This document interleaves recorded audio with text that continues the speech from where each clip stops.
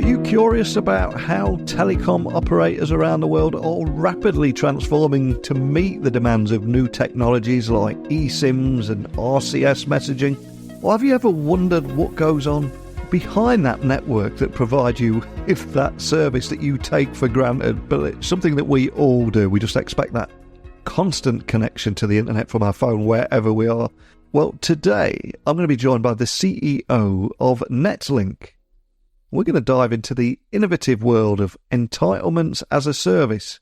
Might not mean anything to you, but believe me, you will be impacted by it and probably use it. So NetLync's has pioneered a service that drastically shortens deployment times for operators from several months to just a few weeks. This is something that blew my mind, and one of the reasons I was excited to get him on the podcast today. And I want to learn more about that and also how they are democratizing access to advanced mobile service technologies.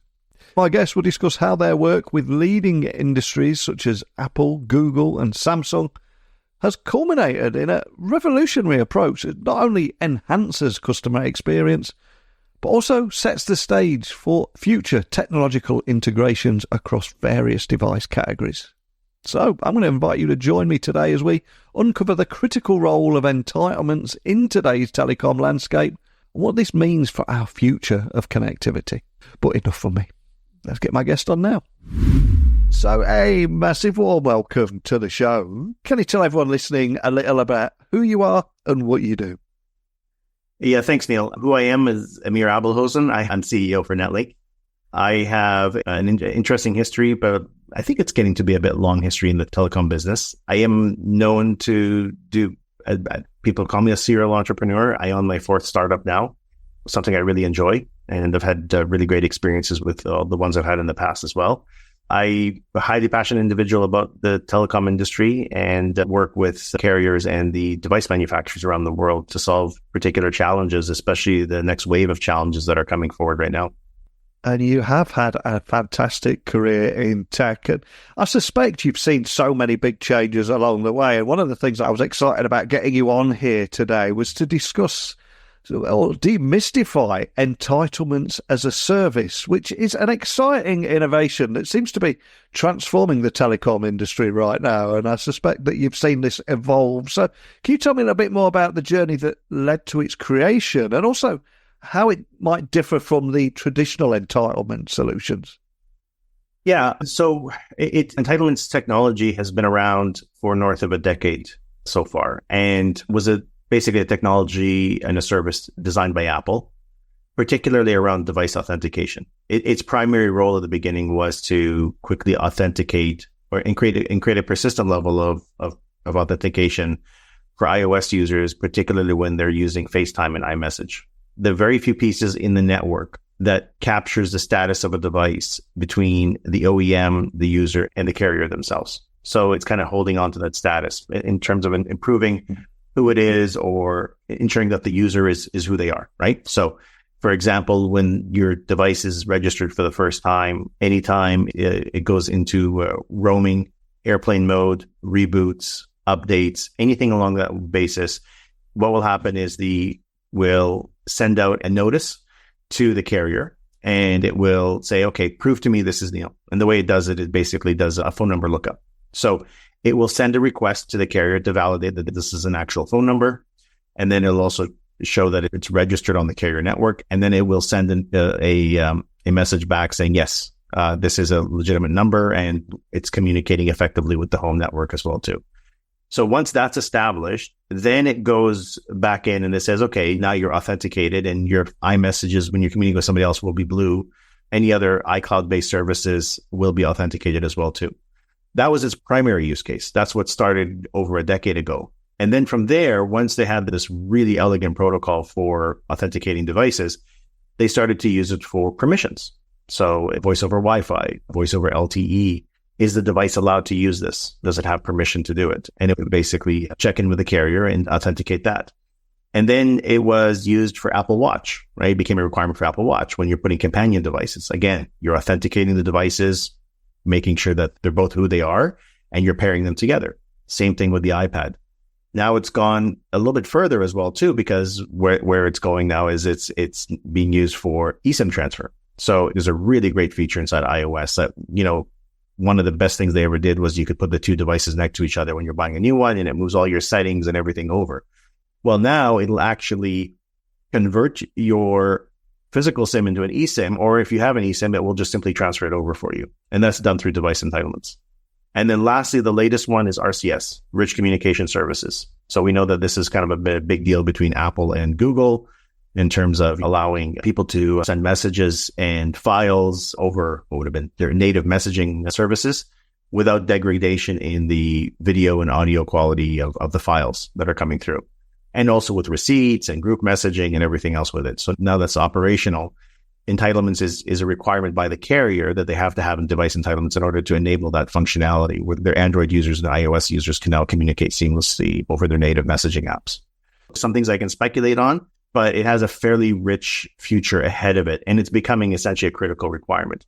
I talk about iOS, but Android many years ago brought to the industry a protocol called TS43, which was done through the GSMA to standardize it as entitlement standards.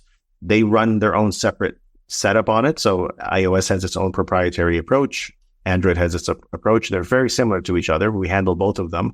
The technology was quite successful that Google quickly adopted it for Android technologies and has embraced it on the same scale as Apple as well, too.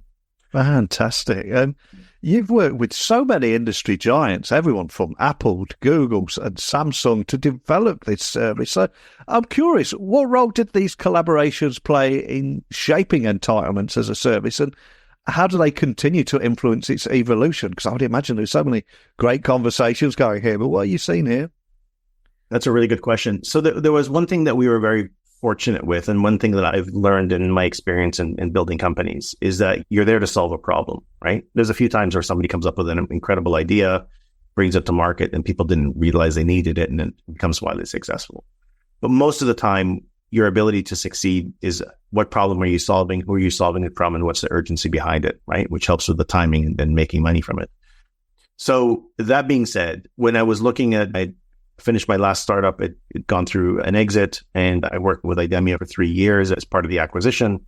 When I was looking to get back into it again, obviously the relationships with the device manufacturers of the OEMs was there. And one of the things that was very clear is that besides the fact that they had been promoting eSIM for a while, there was a move towards digitalization for the carrier experience. And that's happening on two fronts. So a lot of carriers, well, one of the things they do is they try to, we're going to make our website sign-up process better and try to make it self-serve. It's still challenging, and there's still quite a bit of work to do. The second part is they build an app. It's not much more than an extension of a website in terms of making that work. But what's happened is that the device manufacturers themselves have built these experiences themselves directly into their operating systems to make device migration, device setup, device registration, all of this stuff much more elegant. They really are, I would say, hyper passionate about delivering the best customer experience, because that's what they're realizing is one of the sticking points towards keeping somebody inside their ecosystem, right? Is the elegance of how that device came out of the box, when you powered it on, how you set it up, everything else behind it. And so they've built these features in there that takes a lot of the heavy lifting away from the carriers, particularly with new device setup. So in that case, the problem is that they need certain technologies to be widely adopted, right? So for example, we've been talking about 5G for, I think a decade now, and it's still not available all over the world. But there are very much experiences tied around a carrier having 5G and how that affects iOS or Android devices going forward. So one of the things we were able to do as a group is that we were working with the device manufacturers. We know they wanted 100% adoption of entitlements around the world. And the problem is that the penetration of it was still quite low in terms of how many carriers were using it. Now, every major carrier in the world does use it. I would say you would classify as a tier 1, and a good number of tier 2s. So carriers with north of 10 million customers, some of them north of 5 million, will have adopted entitlements as well too. Now, they have been using this technology, and it hasn't drastically changed in 10 years, which was part of the problem. The original version was literally called an entitlement server. It would sit, you'd build the box, you'd put it inside the carrier's data center, you'd wire it up, and away it goes. When I was at IDEMIA, we deployed entitlements in the cloud, which was great, but all it did was just basically move the location of that box into AWS or Azure or anybody else that provides those cloud services. But the problem is that the heavy lifting was still around the integration. The commercial model was still a barrier, and particularly the maintenance of it as well, because I mentioned earlier, they've got all these use cases that the OEMs are putting behind it. I know, for example, like Android is working on a satellite. It has a satellite use case that they're looking to add in there as well, to add support for LEO satellite-based services as well for your Android devices. So, and there's many more that are going to keep coming. So we were very fortunate that we were able to identify the problem for the OEMs. Then we were able to start with a blank piece of paper and build something completely from scratch to say, okay, if you could build entitlements with a completely blank piece of paper, how would you do it? And so we looked at it and we said, okay, what's the biggest problem behind it? Number one is deployment. Number two is maintenance. And number three is cost model. And along the way, that's the beauty of, again, when you get to start with a blank piece of paper, you have no legacy, is we could take a completely fresh approach. We started looking at things like Stripe. We started looking at things like Twilio, Atlassian. The list goes on and on. All these developer-centric services that allows you to self-onboard yourself.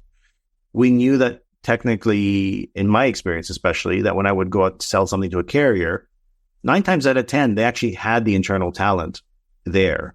The problem is it was either resourcing or cost or timing, right?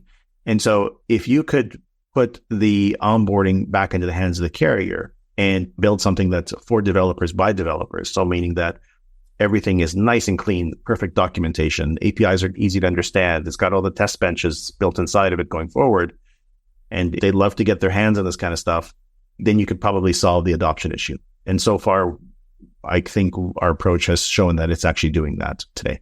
So from there, we had to work with them very closely to look at, okay, what are the problems we're solving for you?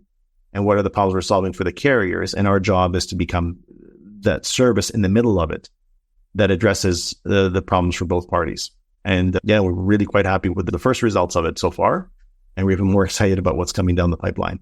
One of the things that put NetLync's solution on my radar was when I was reading about how it can dramatically shorten the time it takes for operators to deploy mobile services, bringing it down to something like 3 to 4 weeks. So can you tell me a little bit more about some of the technological advancements behind that quick turnaround and why this is a game changer for operators around the world?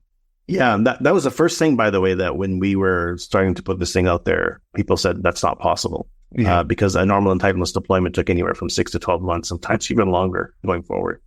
But it wasn't the actual development work that was the bottleneck. It was the fact that you're using an external party, it's the planning, it's putting together the teams, it's the contracting, it's everything else in the middle to get these things up and running. So we really just wanted to make it completely accessible. And part of that too, by the way, is that the commercial process had to be designed inside of the product as well. So it wasn't an afterthought.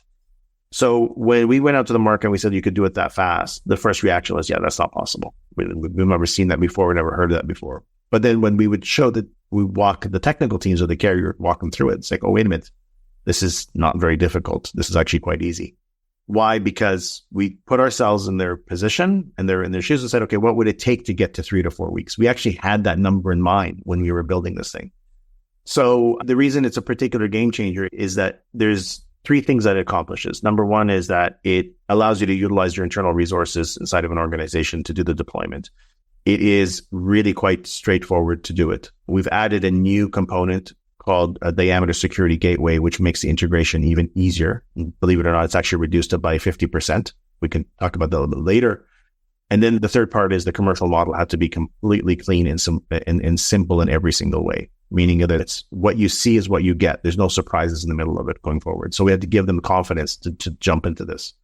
And then from there, when you do the key pieces, it's almost like what I like to say to the teams is paint by numbers. Right? We really tried to simplify and we continue to simplify it as much as we can. But for the developer, that's kind of the process. We lead you through, okay, step 1, step 2, here's what you need to do. Here's what you need to organize. And then from there, once you understand exactly what you're doing, what you're working with, it does become quite straightforward. I mean, the technology itself and the integration, and we're not reusing anything new. There is no revolutionary infrastructure that we're accessing within the carrier. The carrier has to have these particular components. What it does do, though, is it does take what is normally been outsourced and been a bit of a mystery and demystified it and simplified it and made it even enjoyable to work on for a developer because it's something that is quite straightforward and has a nice, clean result at the end of it when you get these services up and running. And entitlements as a service is said to future-proof use cases and also streamline onboarding without requiring third-party or OEM partner agreement. So I'm curious, how does that approach empower maybe smaller operators and allow them to compete with some of these larger telecom providers? Well, I said earlier, I mean, part of the goal with the device manufacturers was to build a service that they would have a partner which would help them get to 100% deployment of entitlements around the world. And when we said 100% deployment, we're not talking about large carriers or particular class of carriers. We're talking about every carrier. Because what they don't want, the device manufacturers, they don't want a really great experience in the United States, and they want a mediocre to poor experience in Nigeria, for example. They want all the customers around the world to have the exact same experience and the exact same tools. So when you're building this service, you're building it in mind for the smallest operator all the way to the very largest operator. But we had a particular focus on the tier 2, tier 3, because this was a market that had no access to this service. So two things happened. Apple supported us and built the ability to create what we call universal entitlements. So for the first time, a small carrier can actually use entitlements technology without having an agreement with the device manufacturer. And there's particular commercial and technical considerations that allows them to use entitlements in the past. Now they've opened it up to essentially everybody to have the same experience. That was number one. Number two is, okay, how do you make it accessible for every type of operator, right? I mean, the resources in BTEE or Vodafone or Orange is completely different than some small little rural carrier in the United States or a small operator in the Caribbean, for example, or somewhere in Africa. So we had to take all of those into consideration in terms of, okay, how do we level the playing field? Because the deployment process is identical. And we were successful because I can tell you right now, my smallest customer has 500 subscribers. They're in a real remote rural area of the United States, and they've got 500 subscribers, and they've got access to the same services that T-Mobile or Verizon or AT&T do from a device entitlements or device experience standpoint for iOS.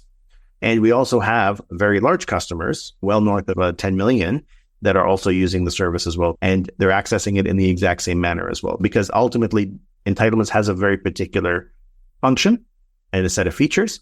And it's really about the onboarding and the accessibility of it. So this is the thing that we had a theory or a theorem that we approached, and we were able to prove it from that level. And we have it with actual customers that are on board. Now, when you have to have new features that come out with entitlements, well, the traditional process is you have to go to the device OEM, or they give you a notification. They send you the documentation. You got to digest the documentation and figure out how you're going to deploy this stuff. With us, you log in the portal.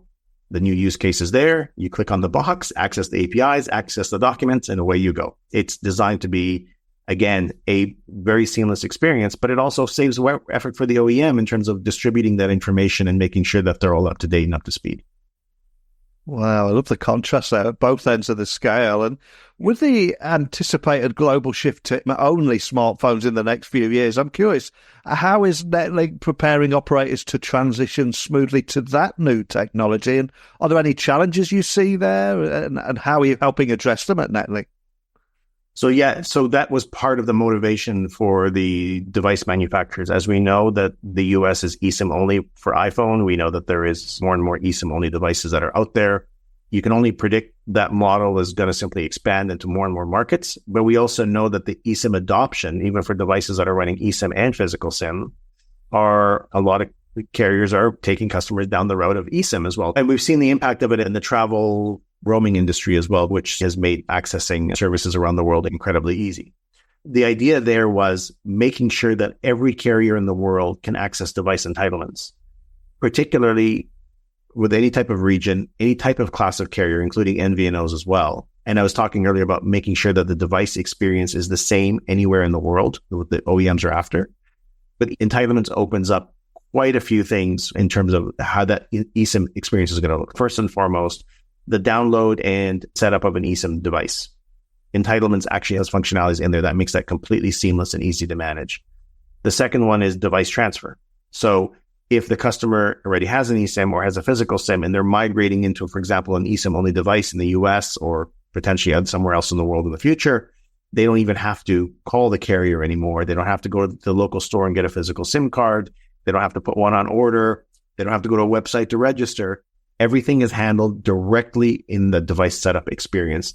And all of a sudden, you've got connectivity with not only when your device moves all the files and all the photos and all the apps over, but also moves over the instructions for connectivity, right? Via the eSIM as well too, or converts it into an eSIM as well.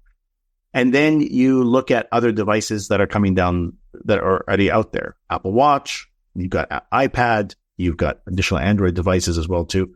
All of these things are now going to be able to interact and set up much quicker when you have device entitlements versus not having it. In fact, like I mentioned earlier, if you want to have Apple Watch, currently today, it is carrier partners for the OEMs, and there's quite a big number of them.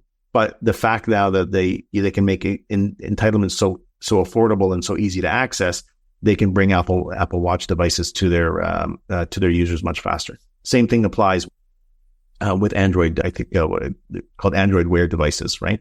So the same thing applies with them as well. So all of these interactions, all of these relationships with these devices, and the device management and the device setup, all becomes completely seamless when you have entitlements.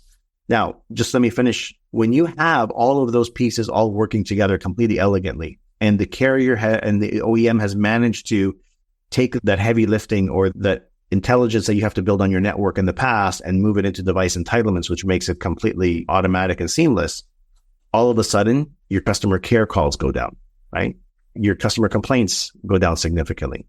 And also your customer retention goes up. Why? Because when they're moving to new devices, everything is so seamless and so elegant. They're not frustrated by the process where they may think of switching to another carrier. And now it becomes a customer service tool in the same process as well. Now, if you build all these digital services in the background, this is great, but you're not going to get all the way until you have entitlements in place to kind of complete that journey with what the OEMs have designed inside the operating system, because that's where the customer interacts 99% of the time. And I would imagine that customer experience is also another huge focus for telecom operators now, especially with the growing complexity of so many different devices. So how do you see entitlements as a service enhancing customer experiences, not just for operators, but equally for end users too? And how does all this align with the emerging device categories like wearables? I mean, you mentioned Apple Watch there as well. How do you see all this evolving? Yeah, I mean, so I kind of covered off some of that in the previous question, but it kind of goes back to it again, is that carriers are talking about going digital or the digitalization process or journey, and they're doing it under the driver of two factors. Number one is it does significantly improve customer experience, right? Yeah. The idea of going on hold for hours, right, which is still the case today, or having to get in your car and go down to the shop just to simply go get a SIM card or change your plan is something becoming completely difficult for customers to deal with today, especially the fact that if you think about a post-COVID world that we're dealing with, they like everything to be online and in some cases almost automatic. So with the device entitlements and having in terms of enhancing the customer experience, is that really what you're doing now as a carrier is if they're buying a new device, you're just ensuring that they get the new iPhone or the new Google Pixel or the new Samsung device delivered to their doorstep, and they open the box and they simply put the two devices together next to each other and they transfer everything over seamlessly, right? So all of a sudden now it's a 24/7 experience. You're not waiting for customer care hours or going down when the shop is open or closed. The customer is now empowered or has control of when they want to set up the device, when they want to activate it, when they want to migrate it, everything else going forward. And so they're not thinking about the bad carrier experience that we used to go through in the past, which are incredibly frustrating processes overall, right? I went through it recently with a carrier in Canada where I was switching carriers, had to activate 4 devices in my household. This only happened about 18 months ago. Carrier did not have eSIM transfer or even eSIM setup for the particular type of program that I was on. So I had to sit there, spent 2 hours plus with a customer care representative. Then I had to wait for my SIM cards to arrive by mail. Then I had to go into the website to register all those SIM cards. I mean, it was maybe a 4-hour process altogether. And looking at my time and other people's time is just as valuable as mine. Can you imagine? Here I am talking to you about the story, saying how I spent 4+ hours of my time setting up 4 devices in my household. That's a negative experience that sticks with me. Whereas I would have told you, you know what? I just got these 4 new devices.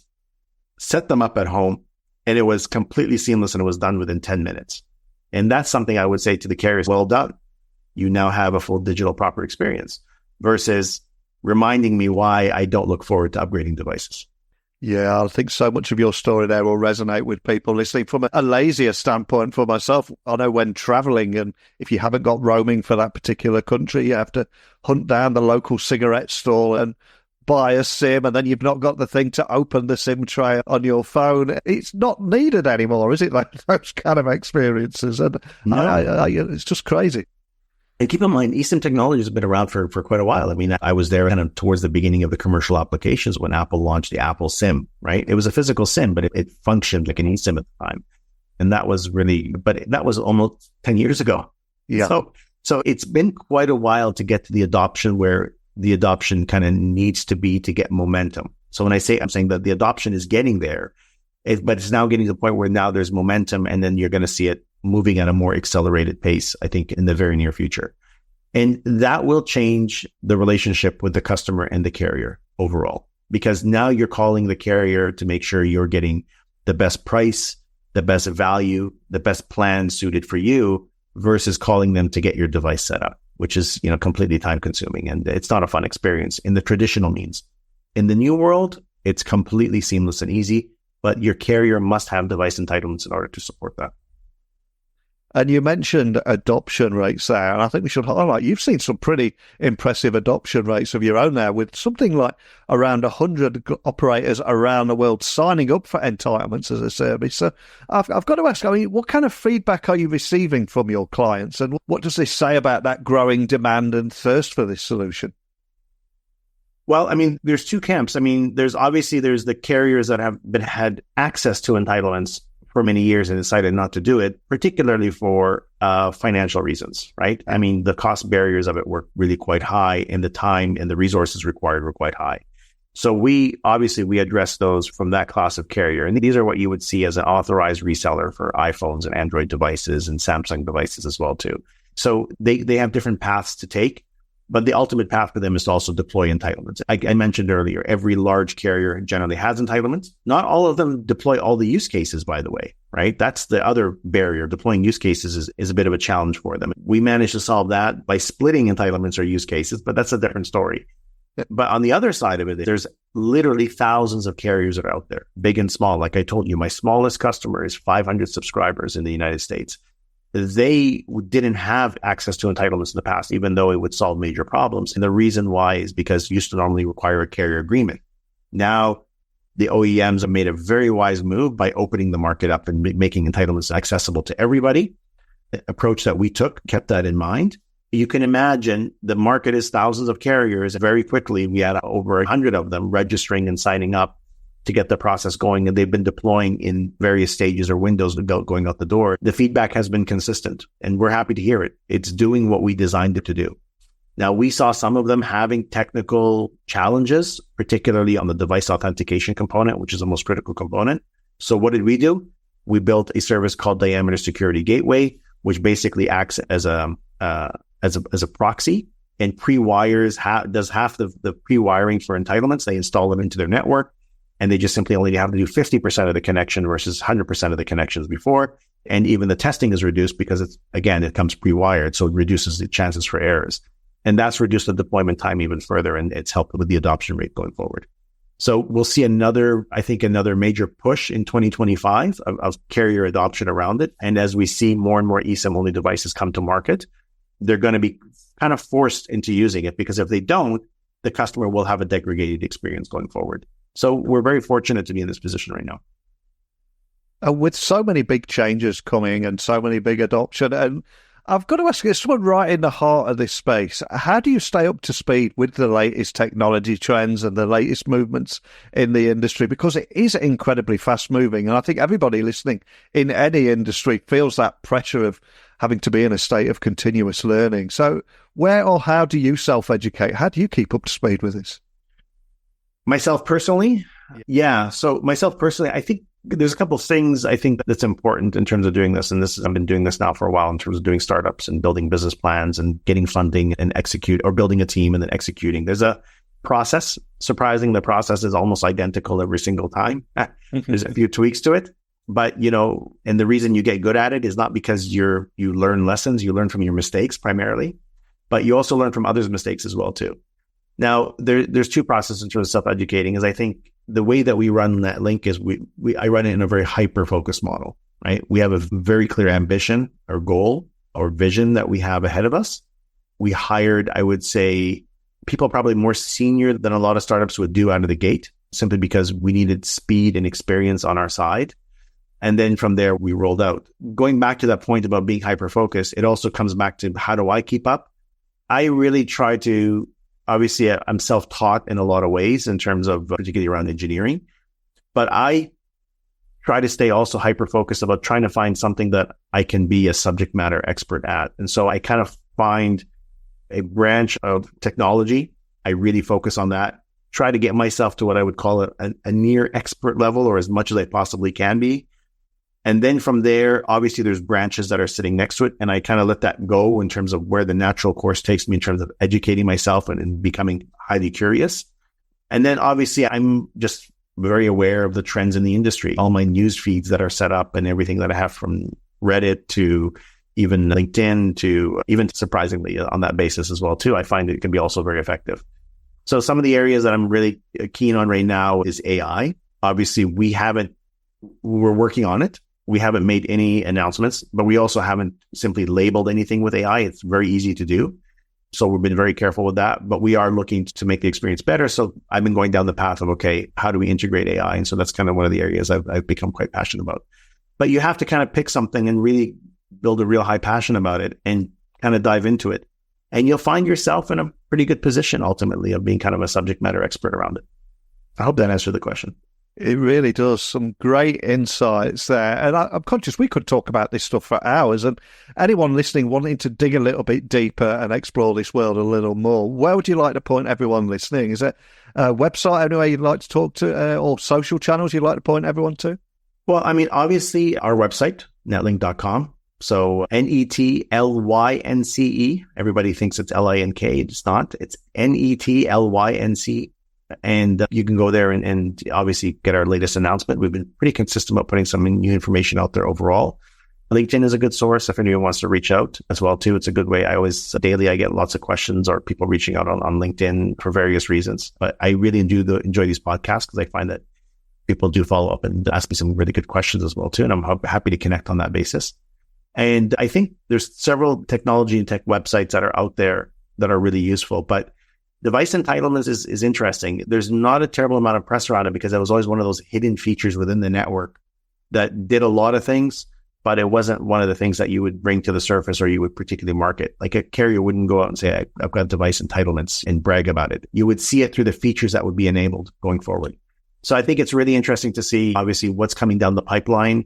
We just finished the latest iPhone release. We've got the next one coming up in September. We're going to have another wave of, I think the Samsung devices are next, plus the next wave of other Android devices that are out there. I would say it's going to be very interesting in 2025 to see what comes around the corner and what that impact is going to look like on the carriers. So obviously all the great tech news websites do a pretty good job of that one. But for iPhone, I like macrumors.com. I think that's a really great one as well too. So, and Android Authority is another one I like for Android devices. Awesome. Well, I think it's one of those areas that we don't talk about enough. So I cannot thank you enough for taking the time to sit down with me today, shining a light on this topic that impacts each and every one of us without us even realising it, I suspect, in many cases. So I would urge anybody listening to connect with you directly if they want to carry on that conversation. But more than anything, just thank you for starting it today. Really appreciate your time. Yeah, no, I appreciate it. This was great, Neil, and lots of great questions, and thank you for the opportunity. Big thank you to my guest today for shedding light on the transformative impact that NetLync's Entitlements-as-a-Service is having on the telecom industry.